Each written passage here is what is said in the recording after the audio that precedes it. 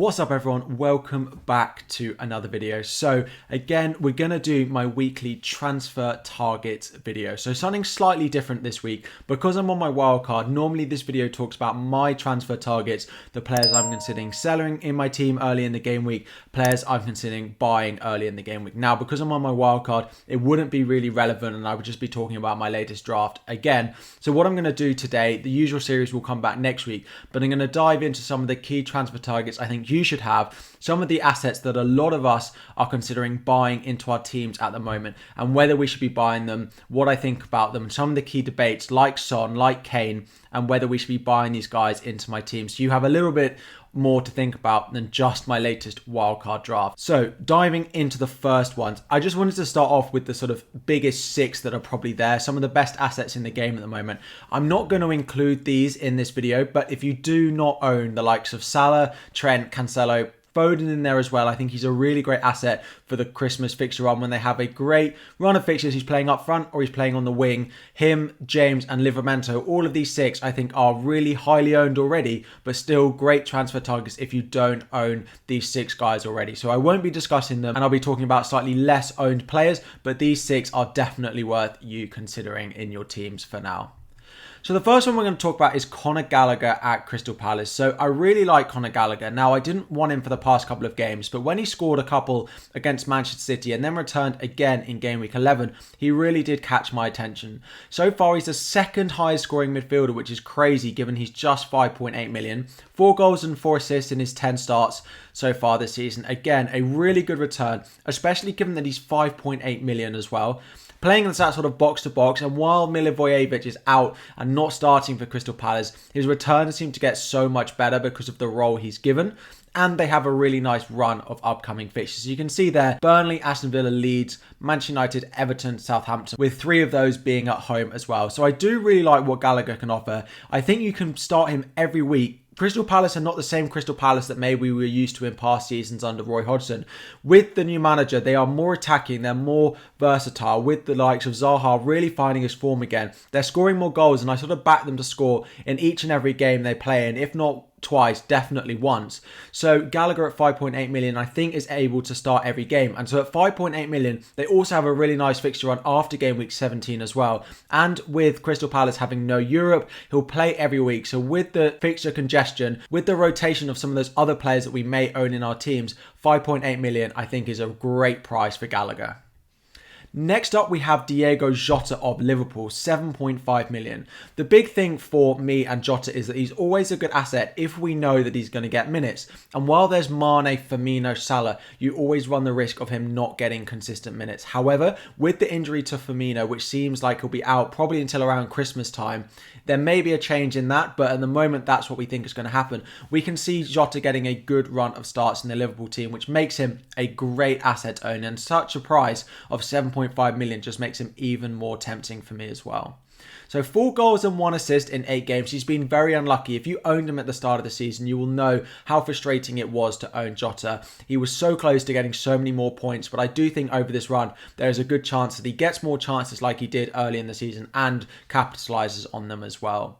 4 goals and 1 assist is a good return, nothing great, but good value if he gets minutes. And that fixture run that they've got coming up is really good. Arsenal at home in game week 12 isn't amazing. So if you do want to use a transfer for something else this week, wait on a bit more Firmino news and maybe get him in for game week 13, where they have Southampton, Everton, Wolves, Aston Villa and then Newcastle, then that's absolutely fine. But Jota is definitely a player, given that he's likely to play more minutes now Firmino is out, definitely another one that I would really worth considering and buying into your teams at 7.5 million. Next up, we have Callum Wilson. So a lot of talk about Spurs' new manager bounce, and we'll talk about them later on, but we're going to talk a little bit about Newcastle's new manager bounce first. So with Eddie Howe coming in, he's a much more attacking manager than maybe they had before. He's already got 4 goals in 7 matches, and he did that in a Newcastle team that really struggled to score goals. If they're now going to be playing in a system which sort of breeds goals, with a system and a manager that wants to attack more and wants to score more goals, we saw what Wilson did at Bournemouth. There is a great chance that he is on our radars and scoring points again over the next few game weeks. With that in mind, he has a great short-term run of fixtures as well. Brentford at home in game week 12, then Arsenal away, yes, slightly more difficult before Norwich and Burnley at home in game weeks 14 and 15.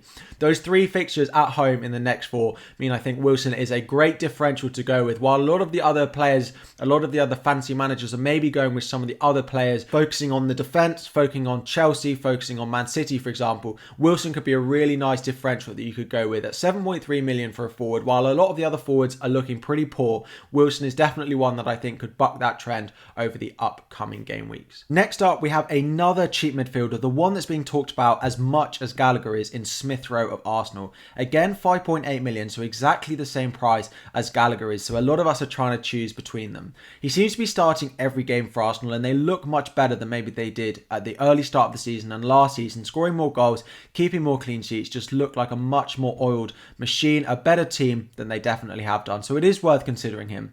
He has 4 goals and 2 assists in his 10 games, and particularly in the last few game weeks has really come up trumps, winning them points, winning them games as he did against Watford in that 1-0 win.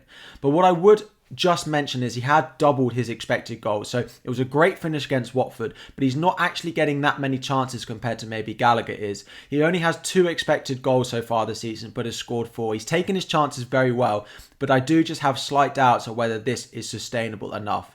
The upcoming fixtures as well for Arsenal are more difficult than they are for Crystal Palace. Liverpool away, Newcastle at home in game week 13 is good. Manchester United away, Everton away, Southampton and West Ham.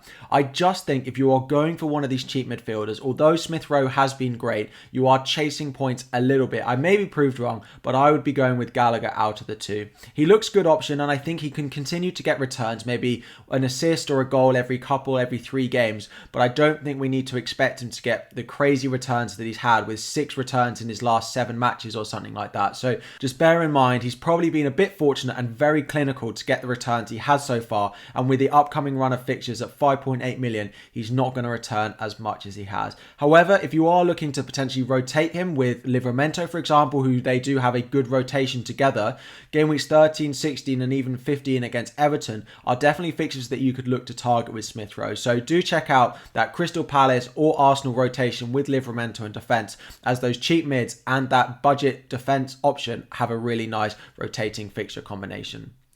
And finally, we're going to talk about Tottenham. So I've got Kane and Son on screen, but we'll also mention on some of their defenders potentially. The upcoming fixtures, as we know for them, are really nice. Leeds at home, Burnley away, Brentford at home and Norwich at home before Brighton and Leicester in game week 16 and game week 17. Now, Kane, 12.2 million, slightly more expensive and a forward, whereas Son is cheaper, will get an extra point for a goal and an extra point for a clean sheet. However, I do think if you can afford and there was no positions, Kane would probably be the one that I would go for.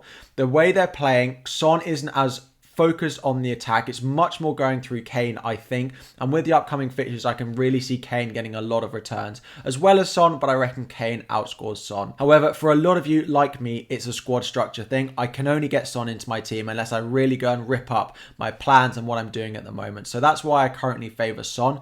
If you do have Kane, it then offers you a really nice route to go to Ronaldo, who have a great fixture run, Manchester United starting in about game week 16. So there is a lot of combination to go with both. If money was not a thing and I could afford both, I would definitely go Kane. However, because of the way my squad is structured, I think Son is the one I'll be going for. However, it is worth considering some of their defenders as well. Davies at 4.4 million, but then also Emerson Royale and Reguilon playing on those wing backs. With those upcoming fixtures, they look a much better defensive unit. So even if they're not scoring as many goals, those wing backs get chances to score and get assists, as well as having much more clean sheet potential as they did in recent weeks. If you are looking for a defender to bring in and don't have the money to go to the likes of Reece James, Cancelo, Trent that we spoke about at the beginning, then Reguilon or Emerson Royale are definitely picks that I would consider going with for this short-term run of fixtures. So those are some of the key transfer targets I think you should be thinking about to bring in your teams. Let me know what your transfers are going into Game Week 12. Have you made them? Any questions? Drop them in the comments section down below. If you have enjoyed the video, please do consider liking and subscribing to the video. There is so much more to come this season. Over Christmas, I've got a lot planned for you all. So if you have enjoyed, please do like, subscribe, turn on notifications for videos and streams, but I will see you all very soon.